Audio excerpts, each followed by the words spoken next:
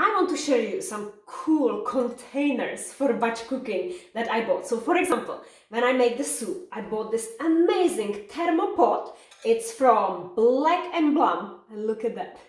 It actually has even the spoon, so when you are traveling, I wonder, like I think it's this way.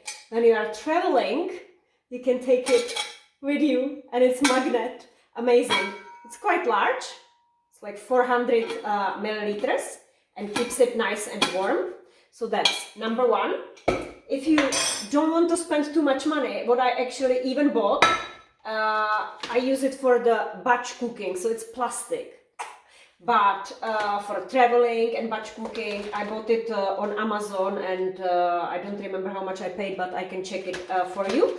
What I like on it, it's the container that you know what should be the portion size of the vegetable. Then you put there some protein, and you can put there some carbohydrates. Of course, carbohydrates from the shopping list that you can download on my website, because there I specify for you which are the low carbohydrate vegetables, like green beans that I'm going to use today, or cauliflower, and which vegetable is higher in carbohydrates and you should consume in smaller amount. So for example, beetroot.